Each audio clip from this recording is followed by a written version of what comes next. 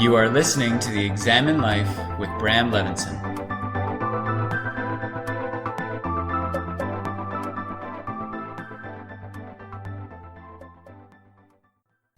So, am I the only one who feels like things are getting real?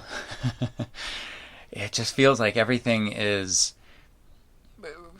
amplified and contracted, and there's turmoil and there's tumultuousness.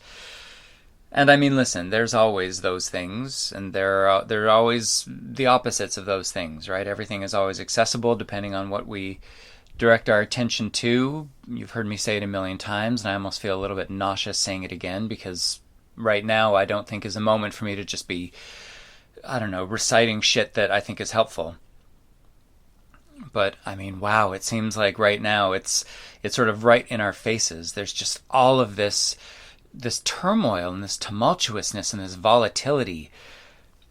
Just when you thought we were handling a lot, all of a sudden things got very real, much more real. And, I think everyone is being forced to be uncomfortable right now. I think everybody is being forced to see how they show up in discomfort that can't be shifted, discomfort that can't be ignored, by turning to, whatever typically distracts us or whatever typically we turn to anesthetize, whatever we do out of moderation. I'm always looking for what this is about. I'm always looking for the why.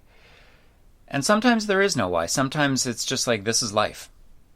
But I think that there's a big why right now between the pandemic and between the riots and the protests that are happening all over the world. This is not just a USA-centric thing. They're happening in Canada, they're happening in Europe, they're happening all over the world, because these issues that are rising to the surface again, that have never really been far from the surface, if you want my honest opinion,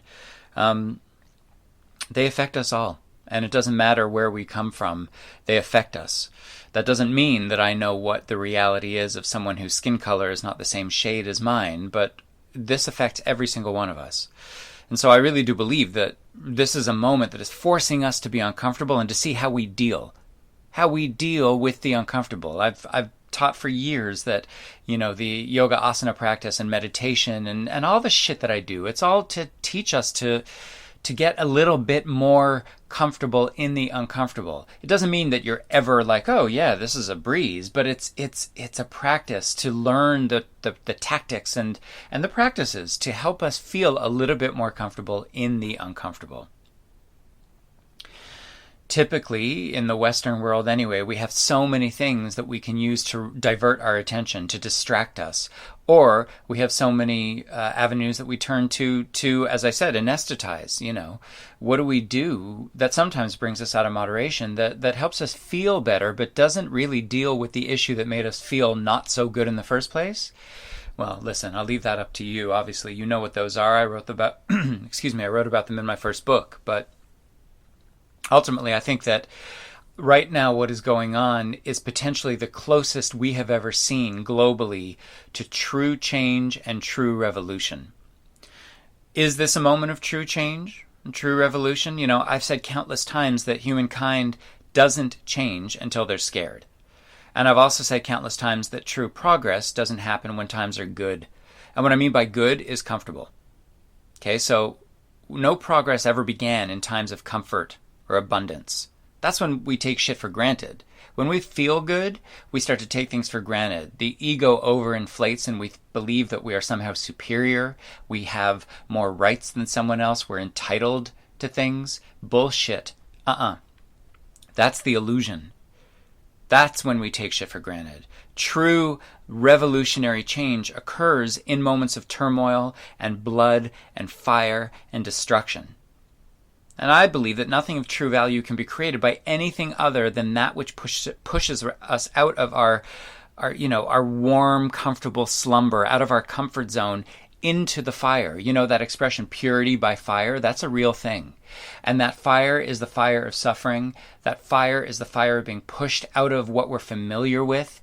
It's the fire that we meet when we find ourselves not being able to draw upon all of our old quote unquote best practices, and where we literally feel like, okay, you know what, I have to give this up to a higher power because I don't know what to do now. I'm at a loss. Thy will be done, that kind of thing.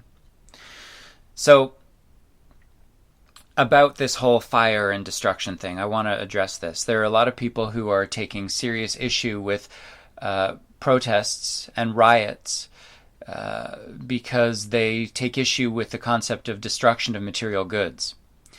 And for starters, what I want to say is that anybody with half a brain is going to acknowledge that anyone in a protest who starts by looting didn't show up at that protest for the right reason. They showed up to stir shit. And you cannot demonize the protest for the shit disturbers. Okay? You have to be able to separate them both and understand that everyone has the right to protest. Everyone has the right to go out and be seen and be heard. And there are always going to be, as the Hindu scriptures tell us, there are always going to be demons among us. There are always going to be people out there who are, there to stir shit up. Are some of those, agents provocateurs organized by the police or by other organizations? Maybe. They might be. They might not be. But the fact of the matter is, until you're there right in front of it, I don't think you have the right to judge. I think that anybody right now who is sitting in judgment of what is going on in these riots and these demonstrations and these protests and has an issue with it, anybody who's judging that is speaking from such a place of privilege and ignorance that, frankly, I don't think your opinion needs to be heard right now, because I think that potentially your opinion is part of the problem that has led to the situations that are going on. And trust me, I'm not directing blame outwards. I'm saying we are all to blame for what's going on, because every one of us has sat down and let everything get to the point that it has gotten to, and now people are fed up. And I understand that. I know that there are a lot of people criticizing the riots in the US because of the destruction of buildings, police stations, cars, etc. And listen, while I don't stand for violence, I also understand that sometimes your rage is so great from living so long in your own private hell that the only thing that will raise awareness and the only thing that's going to shift what you're carrying with you is drastic action. Okay, I understand this from a first-hand point of view, because when I was a kid, you've heard this story. I've spoken about it a million times. And it is, to a certain extent, a story. It's part of the mythology that is me, Bram. And by the way, my name is Bram. It's not Brahm. It's not Brain. It's not. I know this sounds ridiculous, but I've said this before. I've spoken about this before, and yet people still screw my name up. And I guess, listen, you want to say my name however you can say it. But people, especially in the wellness community, in the yoga community, that kind of thing, they insist on applying some sort of Sanskrit A to my name. So my name is Brahm, not Bram. My name is Bram, okay? And if you're going to call me anything else, get creative, because frankly, Brahm right now is annoying and it's boring. So I digressed. I'm coming back. I grew up as a gay kid in a world that didn't reflect me back to me, right? So I had no role models. I had no one to look towards in the media, in my family, in my community, in my neighborhood, in my schools. I had no one to look towards as a positive role model as a gay person. And so I lived in my own private hell. And a lot of what's going on right now in the world and how it's triggering me is bringing me back in very, very major ways to what I experienced as a child. A lot of the turmoil that I have felt over the last couple of months, and that turmoil presents itself in like days. As I'm sure every single one of you has experienced. You got good days, you got not so good days. And for me, the not so good days are the ones where I really find myself very in my head. There's a serious internal dialogue going on. And if I've learned anything from my childhood, it is that internal dialogue needs to be externalized. I need to speak to someone about it.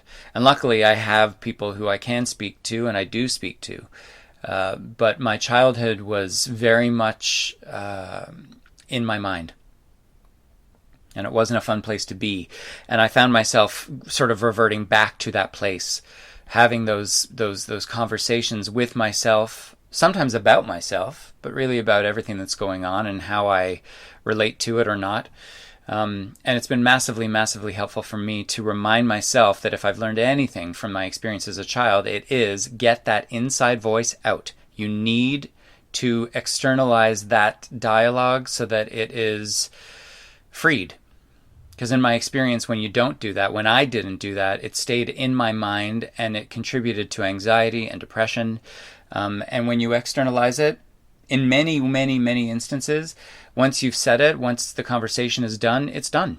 It's like, that expression, a problem shared is a problem halved. So that kind of thing. But I'm bringing this up because, I also understand what it means to feel like you have to fight and do drastic things in order to simply be able to be who you are and how you are in the world. For me to be who I was and how I was in high school, it took me being aggressive.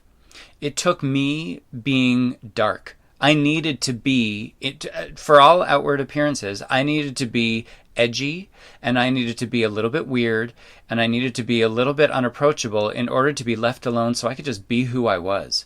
Because otherwise, I was going to get, and I had been, not badly bullied, but I mean, people making comments, people just being disrespectful, kids being kids. And while, that's not okay, that's what was. I think the game is different now. I think that people, our kids are different. I think that the world is different. Gender roles are different. Political correctness is different. But nonetheless, this is what was for me. So I understand what it's like to be in my own private hell.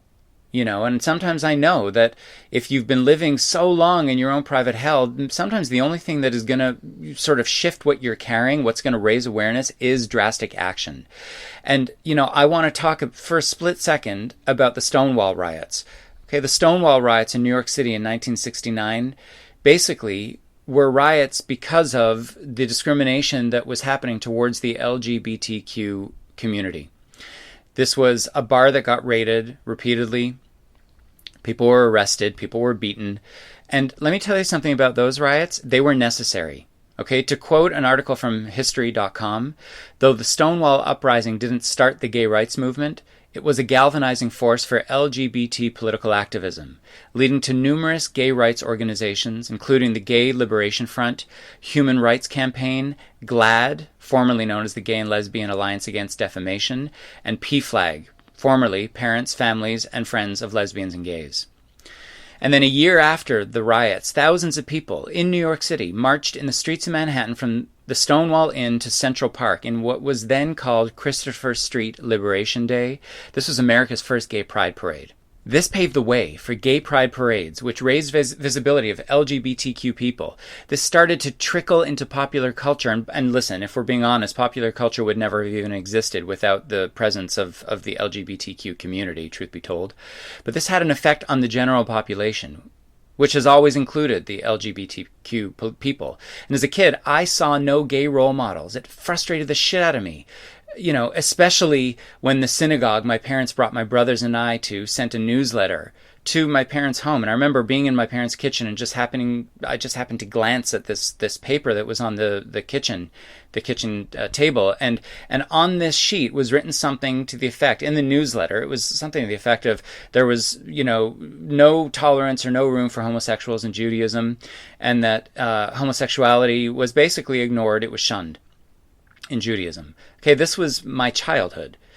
In my house. This was coming into my house. And at that point, I had already had an issue with going to synagogue because I felt like no one was there for actual worship or connection to something bigger. They were there to show their shit off. They were there to dress and wear their jewels and wear their furs and show up in their cars and talk about their businesses. For me, it was always superficial.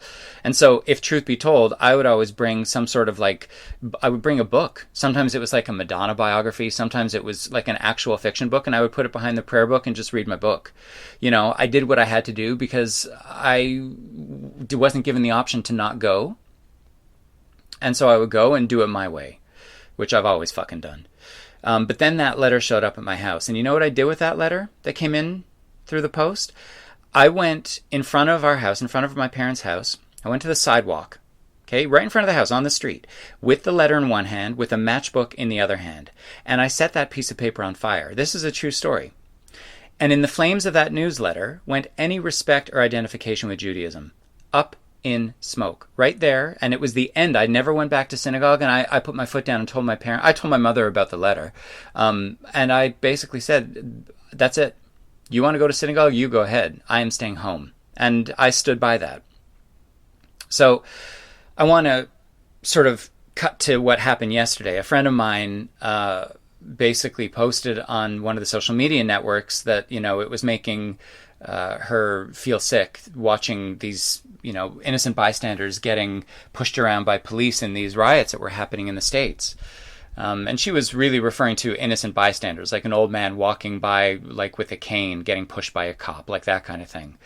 And, there were some people who responded to her post, and they were saying, well, I don't believe in the destruction of businesses and buildings, and the looting and the rioting is wrong, and I think that that's what should really be called out. And, I basically made the mistake of getting involved, which I shouldn't have done.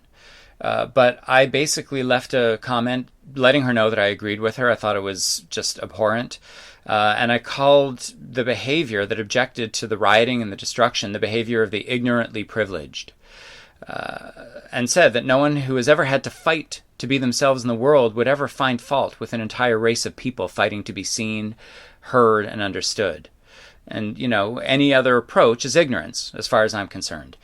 For me, the people who are saying, they shouldn't be looting and they shouldn't be tearing down buildings and innocent people's livelihoods are being affected by this, anyone saying that is speaking from such a place of privilege that they may even be blinded by their own privilege. And listen, I don't like talking about privilege. I've always found this conversation to be so frustrating, but again, that spoke to my privilege. And if anything is to be learned from this, it is that we are standing in judgment of people who have suffered on a level and have been treated on a level that we could never even comprehend. Even my experience as a gay person in this body growing up in intolerance, I couldn't understand, because the accident of my life has landed me in this, what we call white-skinned body and male body. Both things contribute to the privilege that I have to go out into the world and to be left alone. Okay, so I left this comment. This pissed some people off. One person got involved who I've never met and who I suspect is, not, how can I say this, not someone who I would necessarily get along with politically, but nonetheless, I do believe that if we just sat down in front of each other, not through social media, but in front of each other, we could have a civilized conversation.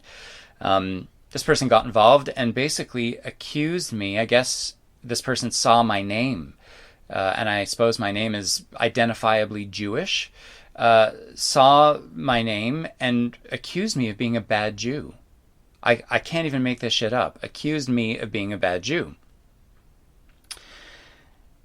And that was when I realized that I needed to retract my comment. I needed to get out of this conversation because, number one, I don't like to get involved in online anything because online anything is not real. Okay, it's not real. And all it does is it breeds, it's like a cesspool for negativity when you're speaking about volatile issues. Number two, when you are not face-to-face with somebody and you are dealing with them, oxytocin isn't produced in the brain. Oxytocin is the empath, the empathy hormone. And there is less of a likelihood of being able to see eye to eye with somebody without empathy in the conversation, in the situation, in the equation. So I dropped out of this whole situation. I wrote my friend and I just said, this is what I'm doing. I'm choosing to, abstain from going any further with this, but know that I support you and I support what you said and, blah, blah, blah. But this really resonated with me, what this guy said, because first of all, this guy may have been Jewish. I have no idea. But for somebody to accuse me of being a bad anything when I'm standing up for the rights and the freedoms of all beings basically is telling me so much with very little. And as far as I'm concerned, the plight of the black community is the plight of the Jews. Okay, it's the plight of the indigenous, it's the plight of the LGBTQ, it's the plight of women, it's the plight of the disabled, it's the plight of the non-Caucasian, the fallen, the disenfranchised, those that live on the fringe. Okay, the plight of the black people, of the African American people, whatever you want to call them. And right there I may be being insensitive, but I don't mean to be. I don't know what people want to hear now. Right now, the plight of anyone who has had to fight to be seen and to be heard for who and how they are without being told that there's something wrong with that, that is the plight of the Jews, as far as I'm concerned. And so if being like that guy who made that comment was what being a good Jew is like, then I want nothing to do with it. Consider me a bad Jew. I'm a horrible Jew. You know what? I'd rather not be identifiable by my name as a Jew. So call me Brahm, give me another last name. Call me a fallen Jew, a reluctant Jew, call me a fucking Catholic. I don't care. But I want nothing to do with anything or anyone who divides, who discriminates, who uses their identity and sense of superiority to belittle anyone. That guy showed me exactly what I don't want. When I, basically just got out of the whole conversation and thought about what that whole exchange was, I really was transported back to the curbside of my parents' place with that piece of paper from the synagogue in one hand and the matches in the other. Okay, so I understand the need to destroy. And I understand the pull to make people understand. Sometimes by scaring them, sometimes by making them uncomfortable, by having them in a proverbial corner in which they have no choice but to look at their own intrinsic racism and homophobia and misogyny and overall intolerance. And hear me when I say I am not encouraging people to be violent. Okay, I want to be crystal clear about that. I have never laid a finger on one person with anger or ill intent, aside from maybe some scraps that I may have had with my brothers when we were children. But I am saying that I understand how some people would feel like when all other avenues have been attempted, when discourse and peaceful protest and calling local politicians and congresspeople and writing letters and holding fundraisers and advocating don't accomplish anything. I understand the return to the animalistic urge that we all have at one point or another to destroy. We see it constantly in humans as they punch walls or punch each other out of frustration. We see it in every sip of alcohol or every dose of a drug taken under the guise of, I need to relax, I need to feel better. Because that is destruction. And don't blind yourself to think that it's anything else. We see it in dishware that we throw against the wall when we're pushed to our limits. And we see it in acts of terror that end in loss of life and ripple effects that circle the globe in mere minutes thanks to media channels. We see it when we yell at each other. We see it when we yell at ourselves. Okay, destruction is something that is necessary. It is a necessary force because without which rebirth and creation could not occur. It is all a cycle. Every second of this life thing is a cycle. I have been forced into discomfort. More than just by the pandemic. I've had, students telling me that perhaps we shouldn't be putting racism solely on Trump. And by the way, I just said his name. Usually I call him Voldemort or he who shall not be named. And I really politely and respectfully disagree. Yes, racism existed before Trump, but when you are in a position of power and influence, and every single minute of every single day you have the opportunity to denounce acts of racism, to denounce acts of white supremacy, to, speak up for those who don't have voices or whose voices are being beaten out of them or they're being killed because of those voices, and you don't stand up for these people, then I'm sorry, but that is on you. And I fully put racism on Trump. I put racism on every single one of us because we are all complicit in our ignorance, in our lethargy, in our ability to just go about our privileged lives without, I suppose, donating to the organizations that are fighting for these people, without speaking, alongside them, not speaking for them, but speaking alongside them. I think that every single one of us is complicit, especially the ones who are considered leaders and who don't stand up for the least vulnerable in our society. So listen, we are all being forced into discomfort. We are all being forced, I believe, into a new season of our lives. And it's uncomfortable, but it's essential. I think. I think we're bottlenecking. I don't think it's an accident that we are experiencing everything that this pandemic has brought us alongside real demand for social change.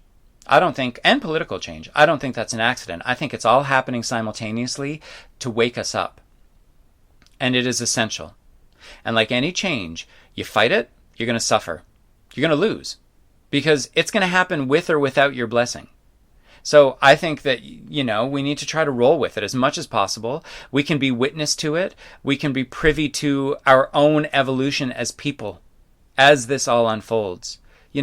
Let's watch previously held beliefs fall. Let's watch rigidity crumble. Let's observe new insights and understanding land in like a felt sense way, like a snake shedding its skin. Let's watch the future version of you and me slowly take form, because that's what's happening. You'll still look like you, you'll sound like you'll move like you'll laugh like you, but you might just consider in new ways. You might just empathize in new ways. You might just set boundaries and say no and stand up and speak in new ways. And not just for yourself, but maybe for others who you previously thought had nothing to do with you. This is our growing pain. We're living it right now. This moment is our growing pain. Feel it. Rage, love, rejoice, protest, spew venom, speak poetry, lust, and rest throughout every second of it. Every one of those, all in its own time, all in equal measures, but roll with it. I can promise you that once we're on the other side of all this, we will gather. Once we can do, safely, in massive numbers, we can show each other the latest versions of us. Here's to version, 2020, that kind of thing. But understand that this really is about pushing every single one of us, forcing every single one of us to find how we can be comfortable in what is uncomfortable. And as my friend Sean very, very poetically puts it, maybe sometimes that happens by dismantling the systems within every single one of us that have somehow contributed to the vibrations that we're objecting to. The things that are going on in the world that are pushing every single one of us into reaction and response. Maybe we're supposed to get comfortable in the uncomfortable so that we can finally look at ourselves and ask, how have I contributed to this? And how can I stop? I promise you I am doing this work. I would suggest we all do this work. I think if there's nothing else to be taken from this, we need to learn. We need to learn how to really coexist.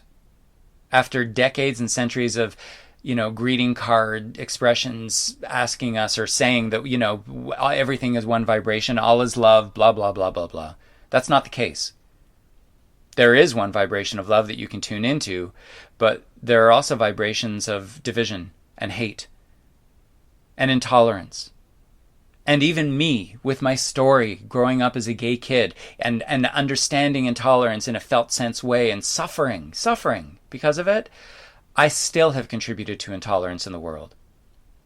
Okay? Because for someone who potentially might call him or herself a Jew or a Catholic or a woman or an African American, or anyone who has a skin color that is not commonly accepted as being okay, every single one of us has perpetuated the oppression and the suffering that has been done to us, because that is a cycle of trauma. We pass it on. So regardless of what labels you fall under, regardless of whatever the accidents of your life may be, every single one of us needs to understand that it is our responsibility to tear down the walls of division and stand up for every single other person. Because you know what? What happens to them happens to us, and what happens to us happens to them. You can look at the waves of the ocean, or you could look at the ocean itself. I choose to look at the ocean, fighting for the waves. So, with all of that said, give it a good think. I'll see you later.